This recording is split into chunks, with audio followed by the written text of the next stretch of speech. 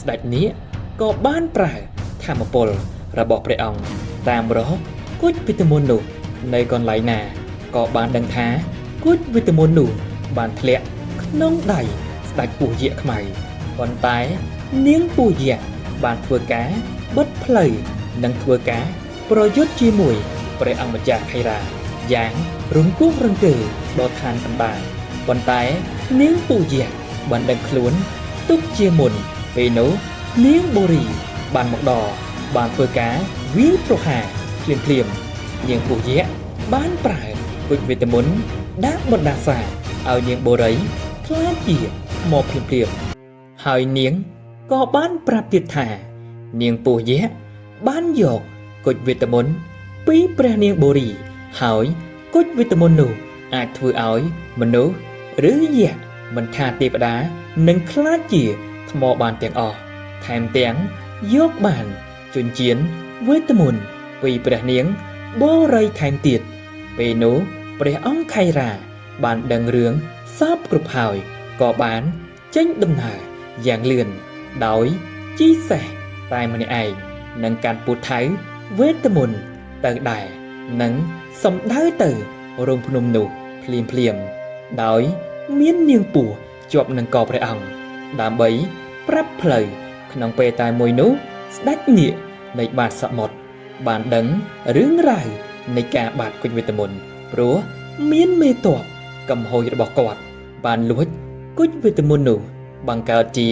រឿងរ៉ាវព្រះអង្គមានការខឹងជាខ្លាំងក៏នាំពលសេនាឡើងមកឋានកណ្ដាលដើម្បីយកគុជវេទមន្តនោះទៅវិញស្ដេចនាគក៏បានប្រើធម្មពលរបស់ព្រះអង្គតាមរកគុជវេទមន្តនោះនៅកន្លែងណាក៏បានដឹងថាគុជវេទមន្តនោះបានធ្លាក់ក្នុងដៃស្ដេចពស់យក្សខ្មៅនៅក្នុងល្អាងព្រៃដ៏ជ្រៅមួយហើយព្រះអង្គក៏បានប្រញាប់ទៅរោងភ្នំនោះភ្លាមស្របពេលនោះដែរព្រះអង្គម្ចាស់ខៃរាបានដល់មាត់រោងភ្នំស្របពេលស្ដេចនាគបានមកដល់មាត់រោងភ្នំនោះដែរពេលនោះពលសេនារបស់ស្ដេចនាគក៏បានប្រយុទ្ធជាមួយខ្មោចឆ្អឹងយ៉ាងក៏ក្រឹកក៏ក្រែងហើយពេលព្រះអង្គខៃរាបានឮសំឡេងចេញពីរោងភ្នំរបស់ព្រះនាងបូរីហៅឲ្យជួយព្រះអង្គម្ចាស់ខៃរាក៏បានរត់ចូលរោងភ្នំនោះភ្លាមដើម្បីទៅជួយព្រះនាងបូរីប៉ុន្តែនាងពស់យក្សបានធ្វើការបិទផ្លូវនិងធ្វើការប្រយុទ្ធជាមួយព្រះអង្គម្ចាស់ខៃរាយ៉ាងរង្គោះរង្គើដល់ឋានកណ្ដាលព្រោះតែនាងពស់យក្សបានប្រើគុជវិតមន្តវិបកទៅពូថៅទេពរបស់ព្រះអង្គខៃរាពេលនោះព្រះអង្គខៃរាបានទីចេញពីធម្មពលគុជវិតមន្តនោះធម្មពលគុជវិតមន្តនោះបានហោះបកគ្រោងភ្នំធ្លាយចេញទៅខាងក្រៅដែលធ្វើឲ្យមានព្យុះបកទឹកជំនន់កើនឡើងនិងមានភ្លៀងរន្ទះលិចលង់ផ្ទះប្រជាជនពេលនោះស្ដេចនាគបានមកដល់កន្លែងប្រយុទ្ធក៏បានឲ្យព្រះអង្គម្ចាស់ខៃរាទៅជួយព្រះនាងបូរីទុកឲ្យព្រះអង្គប្រយុទ្ធជាមួយនាងពស់យក្សនោះវិញម្ដងការប្រយុទ្ធរវាងនាងពស់យក្សជាមួយស្ដេចនាគគឺខ្លាំងអស្ចារ្យព្រោះពួកគេបានវាយបកគ្នាទៅវិញទៅមកយ៉ាងខ្លាំងអស្ចារ្យងាកមកមើលព្រះអង្គម្ចាស់ខៃរាបានមកដល់ទីឃុំឃាំងរបស់ព្រះនាងបូរីព្រះអង្គ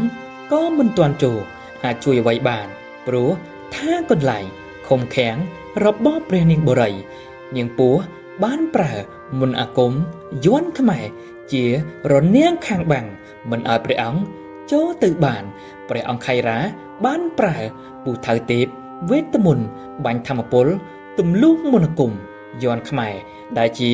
រនាំងហើយក៏បានសម្រេចនិងក៏អាចជួយសង្គ្រោះព្រះនាងបានទាំងពីរ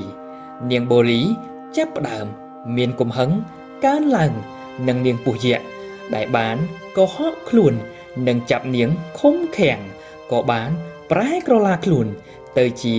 សត្វពស់យ៉ាងធំសម្បើមវាទៅរកនាងពស់យក្សដើម្បីសម្លាប់ប៉ុន្តែនាងពស់យក្សបានដឹងខ្លួន ទុកជាមុនពេលនោះនាងបូរីបានមកដល់បានធ្វើការវាយប្រហារភ្លាមនាងពស់យក្សបានប្រើគុជវេទមន្តដាក់បណ្ដាសាឲ្យនាងបូរីខ្លាចជាថ្មភ្លាមពេលនោះនាងបូរី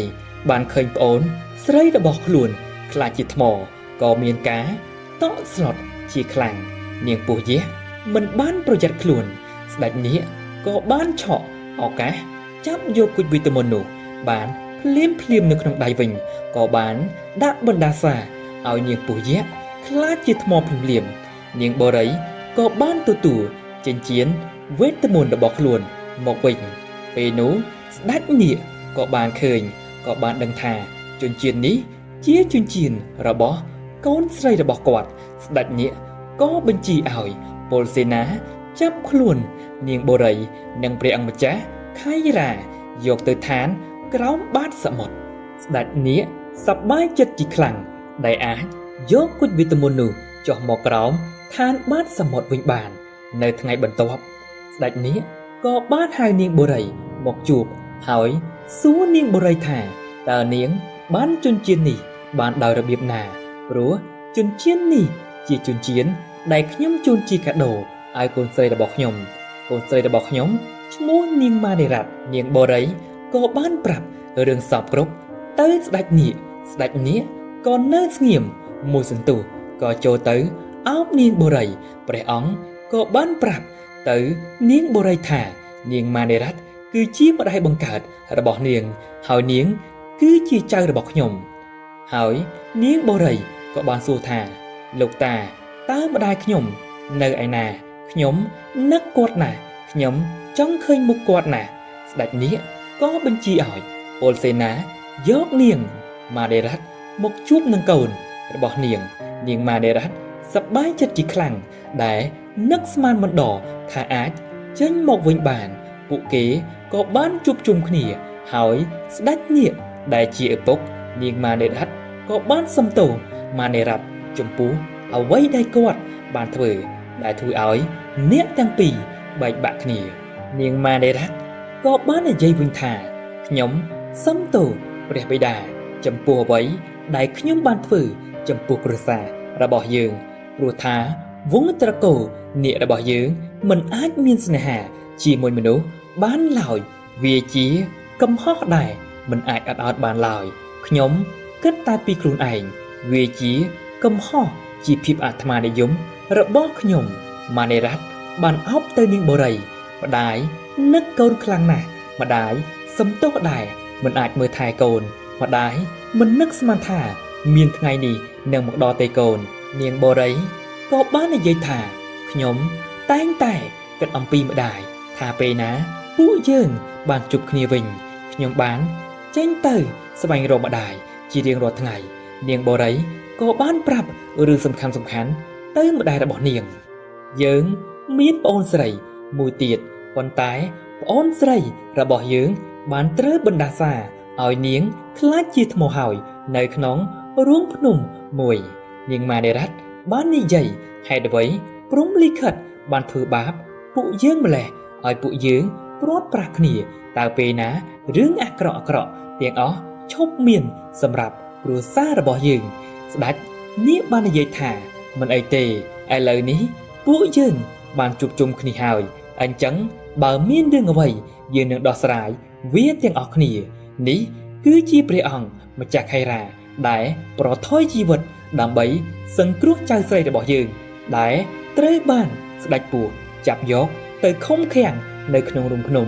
នាងម៉ានេរ៉ាត់ក៏បាននិយាយទៅព្រះអង្គម្ចាស់ខៃរ៉ាថាខ្ញុំអរគុណព្រះអង្គដែលបានជួយកូនស្រីរបស់ខ្ញុំនឹងផ្ដល់ការតបស្នងមួយដល់ព្រះអង្គនឹងលើកកូនស្រីរបស់ខ្ញុំធ្វើជាមហាសីរបស់ព្រះអង្គស្ដេចនាគគាត់និយាយថាយើងនឹងអនុគ្រោះឲ្យពួកគេទាំងពីរស្រឡាញ់គ្នាបានរវាងចៅស្រីរបស់យើងជានាគឯព្រះអង្គគឺជាមនុស្សស្រឡាញ់គ្នាទៅវិញទៅមកព្រោះយើងឃើញថាព្រះអង្គក៏មានចិត្តទៅលើចៅស្រីយើងដែរស្ដេចនាគនិងម៉ានេរ៉ាត់ក៏បានអភិសេកឲ្យពួកគេទាំងពីររវាងព្រះនាងបូរីជាមួយព្រះអង្គម្ចាស់ខៃរ៉ាស្ដេចនាគ ក៏បានឲ្យពួកគេទាំងពីរគ្រប់គ្រងឋានបាតប្រជុំនាគជំនួសគាត់អ្នកទាំងពីរក៏បានមកលេងម្ដាយចិញ្ចឹមរបស់នាងបូរីគឺនាងណាំវ៉ានាងណាំវ៉ាបានឆ្លើយថាម្ដាយ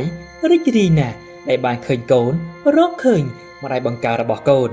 បន្ទាប់មកហើយភាពរុងរឿងនៃអាណាចក្របានសមុទ្ររុងរឿងជារៀងរហូតអស់រយៈពេលជាច្រើនឆ្នាំកន្លងទៅនាងបូរីបានព្យាយាមរកវិធីដោះបណ្ដាសាដើម្បីជួយប្អូនស្រីរបស់ខ្លួនប៉ុន្តែនាងនៅតែរកមិនឃើញនៅឡើយព្រោះគ្មានអ្នកណាអាចផ្ដល់ចម្លើយមកឲ្យនាងបានសូម្បីតែជីតារបស់ខ្លួនដែលជាស្ដេចនាគក៏មិនដឹងថាត្រូវធ្វើយ៉ាងណាដើម្បីអាចជួយបាននៅថ្ងៃមួយនាងបូរីក៏បានអស់សង្ឃឹមនិងអស់កម្លាំងចិត្តទាំងស្រុងថានឹងអាចរកវិធីបំបែកបណ្ដាសានេះបាននាងបូរីក៏បានកាន់ពុជវិតមុនក៏បានសួរថាយើងត្រូវធ្វើដូចម្ដេចដើម្បីដោះបណ្ដាសាជួយប្អូនស្រីយើងបានប៉ុន្តែវានៅតែគ្មានចម្លើយនាងបូរីក៏បានសម្រេចចិត្តថាលាព្រះអង្គម្ចាស់ខៃរ៉ាទៅស្វែងរកអ្នកដែលអាចដោះបណ្ដាសានេះបានជាមួយដៃរបស់ខ្លួន